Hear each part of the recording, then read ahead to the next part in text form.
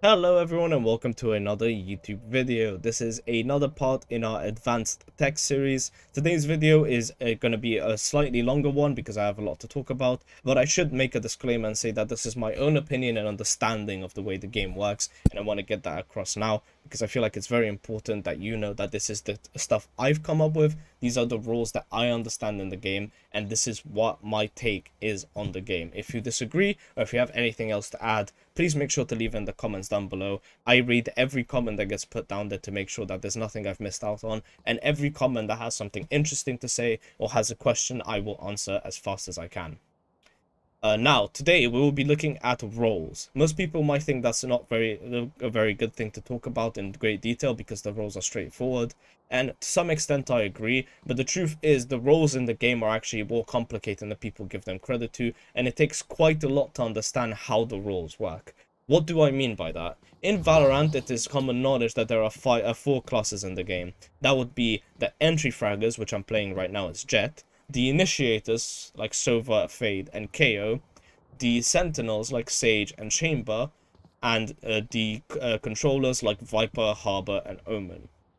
Entry fraggers are very aggressive usually. They're more interested in playing for kills and taking space than they are in playing for the spike. Although please, entry fraggers, make sure you also remember that the way to win the game is either to make the spike go boom or to stop the spike from going boom. Thing to keep in mind.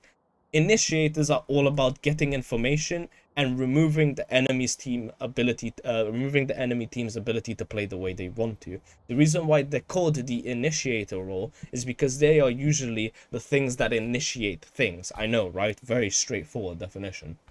If you are playing Sova, you initiate the gunfight by using a recon arrow in order to distract the enemy, or using your ultimate to initiate a long-range fight. If you're playing KO, you are initiating the game by disabling the enemy team's abilities and finding out where they are playing, and the same applies across the board.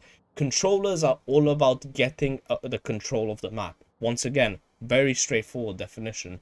They are all about taking space in a less aggressive way than entry fraggers. They're about using smokes to block off lines of sight as well as to cause fear in the enemy team. When something is smoked off, it is a very scary thing because you never know if someone's playing inside the smoke, and pushing it without correctly planning ahead will result in you getting killed 10 out of 10 times. They are all about controlling the way your team and the enemy team play the map. And last but not least, sentinels. They are a key role in the game, in my opinion. If you don't have a sentinel on your team, it is very difficult to play because effectively a sentinel focuses on slowing down the game. Every sentinel in the game, with the exception of maybe Chamber, was created with the intent of slowing down the enemy's team ability to take sight. They are all about having abilities that hinder the ability to play aggressive. They are the complete counter to entry fraggers, and although sometimes can be very annoying, one of the most fun roles to play in the game. Now, in every class in this game, there is a subclass. What that subclass is it dictates how you should, logically speaking, play the character and the role you've selected. I will go through the subclasses in the order I was going through the roles, and I will explain what those subclasses mean. So, in the entry fragger, we have two sets of classes. We have the aggressive entries and the tactical or the setup entries.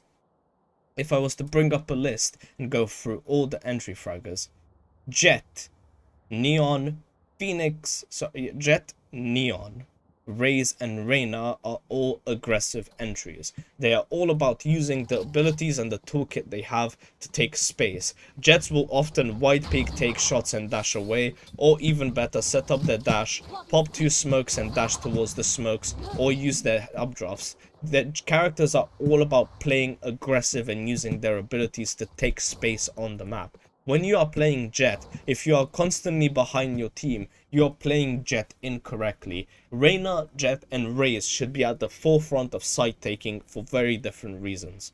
Raze is all about dealing damage and displacing enemies and causing confusion using her movement, her bot, and her nades. Reyna is all about aggressive peeking, getting kills, and repositioning to maximize the effectiveness of the character.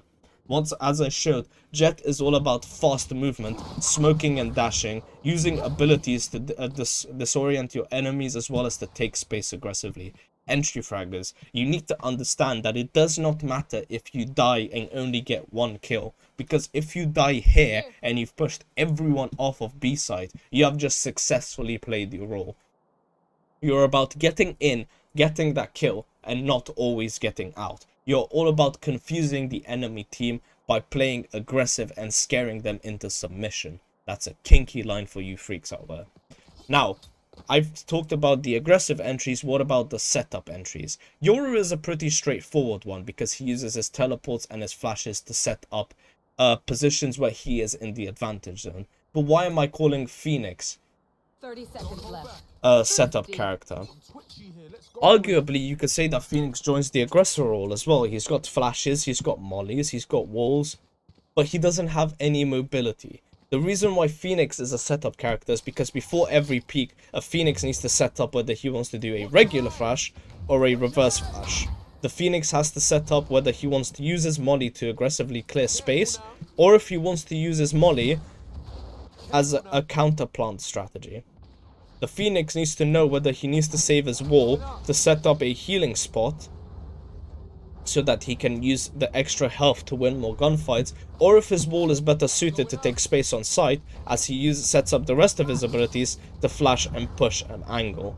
If a Phoenix sets up his ultimate incorrectly, he will just end up being killed by the enemy team. So Phoenix and Yoru are all about setting up the game in a way where you will succeed at what you're doing. They are characters that very heavily need to be prepared ahead of time, and you need to make sure you know what your plan is before you go in. Compared to someone like Neon, Reyna, or Raze, where you can sort of freestyle your way to victory, Phoenix and Yoru are a bit more difficult to play.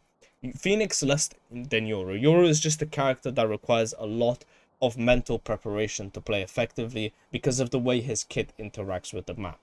But there you go, those are the two classes that are currently in the game when you play entries. We have the aggressive entries and the setup entries.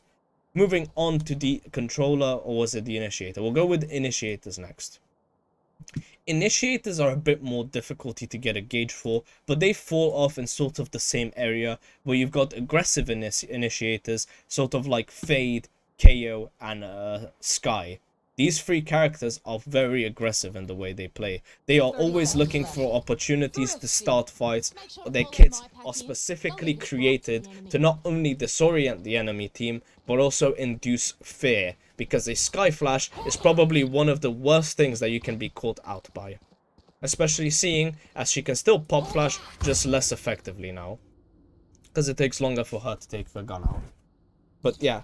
Sky's also one of the more supportive initiators. We don't have many of these in the game, so she's a bit of an off design character where she has the benefit of healing her team if it need be. But she is all about aggressively using your abilities and proactively using your abilities to take space and take site. She's all about quick and aggressive plays, blinding, pushing out, and using your ultimate to chase after enemies. In the same way KO plays very aggressively. He is all about using his dagger not only to get information, but also to scare the enemy team outside of a certain area. And there is no character in the game that is as scary to play against as KO when it comes to his ability to freestyle as a character. Mostly because he has the ability to pop flash, as well as the ability to disable, and still to date the best molly in the game with how much damage it deals should you land it in the center. He is a very effective jack of all trades character. Once again, very common in the game for characters to be effective at doing multiple things, and his ultimate enables him to play super aggressive because he can just pop it and aggressively push a site and just completely demolish a team. On the other spectrum, we have the setup characters. Characters that can be played aggressive, but you'll find much more success with them playing them more defensively. We're talking stuff like Breach, Sova, and where are you? There's definitely someone I'm missing. I'd say Fade can fall in this category as well, just not as much as other people. But if I was to switch to Sova real quick, you'll see that Sova's kit, although seemingly aggressive, is always built for setup. And there's no other person that could tell you that better than Average Jonas. He has shown how good and effective it is to have appropriate setups with Sova. He's all about getting information from a distance so his team can benefit from it as much as he can. You will not see a Sova arguably just wide picking and swinging people like crazy unless the guy is absolutely off his meds and he's just cracked at the game. Sova's all about setting up opportunities where you can make the most out of your kit using your shock darts as well as your recon, and as you'll see, the pullout time for a weapon after using these abilities is quite long, so it's not directly intended for you to use. You also want to set yourself up in a safe position to make the most out of your owl drone, as it doesn't last very long and it allows you to get a lot of effective information for your team. This is another straightforward part of the rule where characters like Sova, Fade, and Breach might want to play a little bit more defensively. Breach may be less so because of the way his kit works, but he is always better at playing with his team instead of aggressively on his own. Not saying that you can't succeed playing these characters differently, but you will find way more success playing characters like Sova and Breach passively. The next class in the game is the class with probably the most unique roles, mostly because every smoker in a way plays successfully different.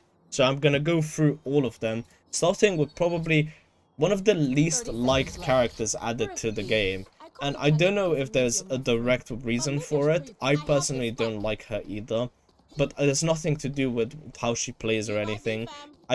That's a lie. It's completely to do with her kit.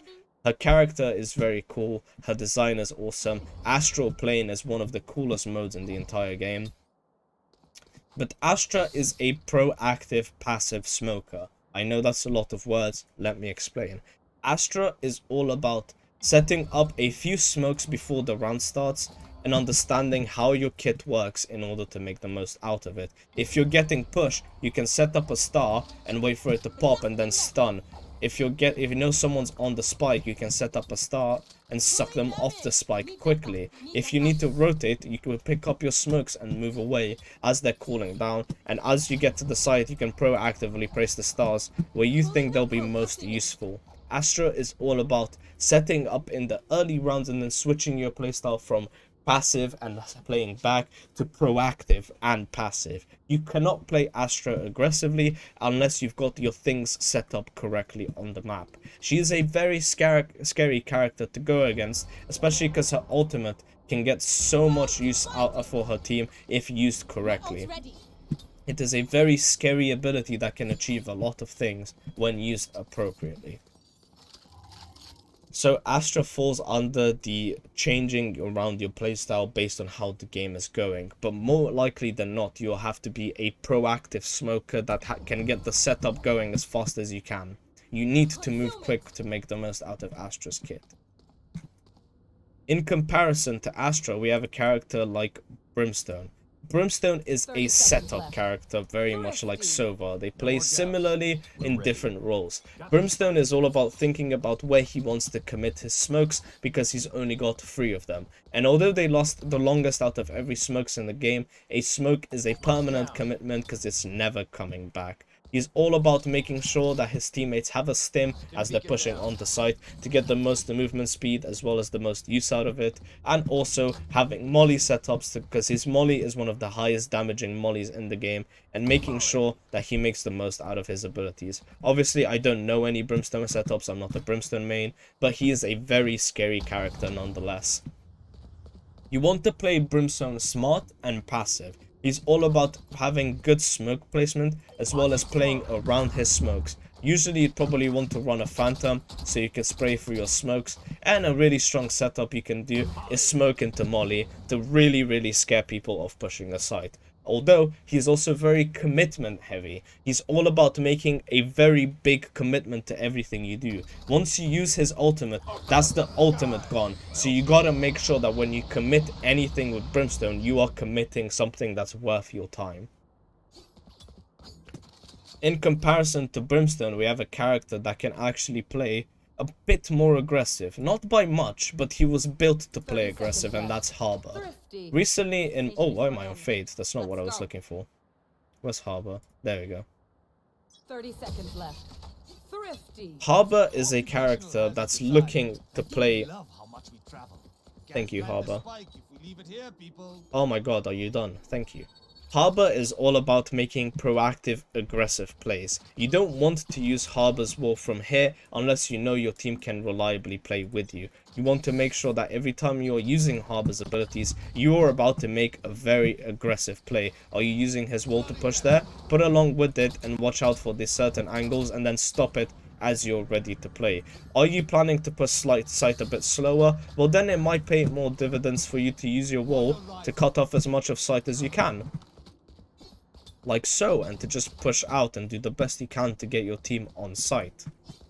Are you planning to play super passive? Well, maybe you should hold on to your abilities longer, not use them as fast. Maybe you should wait and see what your team does. He is all about making proactive plays. He's also a very high risk, high reward character because of the way his abilities interact with the world. Once you've used your orb, you are out of your best defensive tool, and it also breaks very quickly, which is quite sad.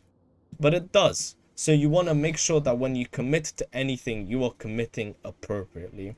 His ultimate is a very good tool when used effectively because of how much information it can get for your team, but also how scary it is to be caught by it. So make sure when you're playing Harbor, you are always making quick decisions. You are not planning ahead, but rather you are playing the game the way it's meant to be played rather than the way you want to play it. Smoker coming up next is in fact Omen. Omen is the most aggressive smoker in the game, and his kit was built to display that. His ult is all about displacing the enemy team and forcing them to look for you wherever you may be on the map. He's all about causing fear, hence the name, and he's all about making quick, aggressive plays. If you're playing Omen, something that should be utilized a lot, especially if you're in lower elo, to say so, is to smoke an area of sight and then use that smoke as an opportunity to teleport into it or to take space. He's all about blinding and then either peeking or blinding and teleporting behind where you think the enemy is going to be. You gotta keep in mind that Omen's near sight actually deafens enemies as well, so if you blind someone, they will not hear you TP behind them. He is all about making split-second decision aggressive plays. He's all about winning the map and making sure that whatever he does fit quick, he does effective, and he does aggressive. One of the best flashes in the game due to how far it travels and how long it blinds for. It is very scary to play against and is a very good setup for this side of the map. So make sure when you pick Omen, you play Omen as a more aggressive smoker using his abilities like so. I don't think... Yeah, that's all the smokers in the game I've gone through. Oh, Viper. My god, how could I forget Viper? Viper is a passive commitment character. Sort of, if you think, she plays in a way similar to Harbor because she has to commit abilities to things, but she needs to wait for her team to do something before she can make the most out of it. She is probably the trickiest smoker to play in the game due to the nature of her kit and how it works, especially because once you have a wall set down, it's very, very difficult to walk away from this wall and not feel like you've just lost a key part of your kit. Also, her smoke is a very unique tool because of the way it interacts with Viper Molly setups as well as where you can line it up on the map. The new tool that they've actually added is that if you play Viper and you want to make Viper lineups, you can actually use the map to see where the smoke will land depending on where you throw it. So if I want to block off mid, market, I just need to go to an area where the smoke will land there. Maybe I need to aim it further, maybe I need to jump. There you go, see, I can see exactly where the smoke is going to go, so if I... Well, now it's going to hit that thing, so that's not very good, is it? But you want to make sure you're using this tool when making Viper lineups. I think it's very useful. Like, this will tell me exactly where it lands based on where I'm aiming. It's really odd. I don't know why it's saying that. Like, it's not as good as I thought it was, to be honest. But there you go. That's a pretty good idea. Like, using it like this, you can see where it's going to go. So, like, if you want to smoke off there, you got to keep in mind that you have to commit the smoke to that specific area. I'd say you're better off keeping a smoke when playing for mollies. That's just my personal opinion on the matter. She's very commitment heavy as well. You need to know Viper's molly lineups, otherwise, you know, they just are playing the character incorrectly. As well as her ultimate being a very good displacement tool, but once again, very commitment heavy. Viper is all about committing to whatever she's doing. She has no other choice. So in a way, she plays a lot like Brimstone. Whatever site she is on, she has to commit to that site. End of story. Moving on to the last but not least class in the game, the Sentinels. There are two types of Sentinels in the game. When it comes to subclasses, we have Chamber and Sage, which I'd like to say are the more aggressive, proactive Sentinels. And the reason for that is when you are playing these characters, they are all about, well, like I said, Chamber falls somewhere in the middle of a setup proactive character, because not only do you have to set up slows, but you also have to set up teleports. But in a way, you have to do this proactively to make the most out of his kit, because once your teleport is set up, you want to take a shot and TP away as fast as possible. You gotta make sure that when you play Chamber, you're playing the character aggressive, because he was built to be played aggressive. He was not built to be played by hiding behind a wall and such.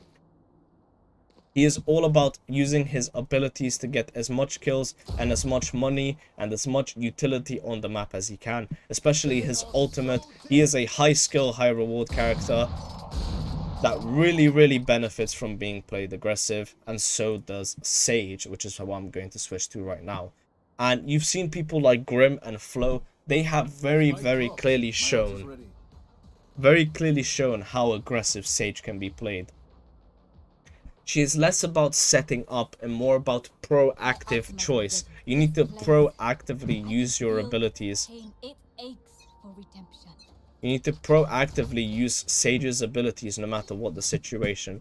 Are you dying to a peek out ascent main every time? Wall yourself up so you get an off angle that you can peek from. Are you getting pushed, swarmed by enemies every time you play B on defense? Well, set your wall up like that and then just start slowing down. She's all about using her abilities when they are needed, not as a setup tool. Sage is very straightforward like that. Also, her ultimate is another very great show as to why she's such a proactive character. Is your teammate down? You don't need any previous setup to get your ultimate up. Maybe you might put a wall down, but you can literally press X and res someone instantly. Chamber and Sage can be played stupidly aggressive.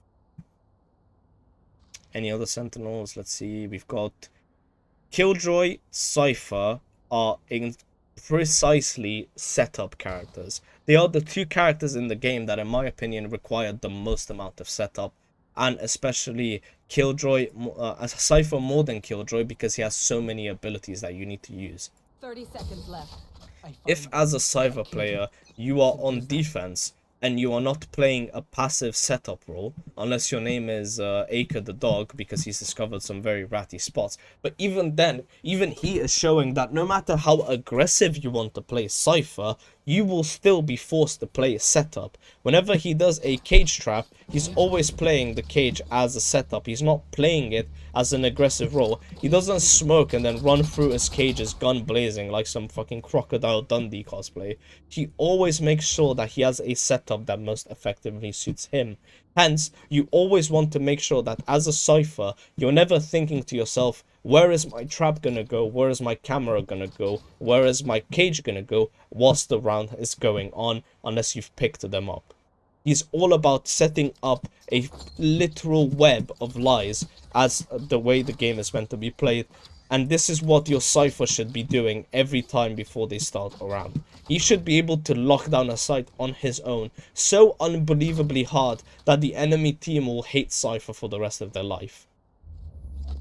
His ultimate is probably the most aggressive thing about his kit, and the only reason it's like that is because he needs someone to die to use it. Which means that Cypher's put in a position where he either has to get the kill for his team, or, you know, play around a dead body. Thankfully, they've buffed him, so now it lasts indefinitely. But he's still very much all about setup, and so is Killjoy. You cannot play Killjoy aggressively unless you're using molly lineups, and even then, the mollies can be destroyed quite easily. These two characters are all about playing the game slower, playing it more hidden and more ratty, which is why you will probably die to a lot of rat spots from ciphers and killjoys. So there you have it, everyone. That is the complete summary of every role and sub role in Valorant. I really do hope this video has helped you. It was a lot of fun making it.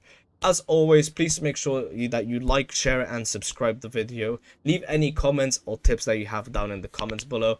All the support you've been giving me recently has really helped a lot in boosting my confidence at releasing new content. And it's always lovely to get to talk to you guys again. I have been Vent the Black Free, and I hope you have a good one. Goodbye.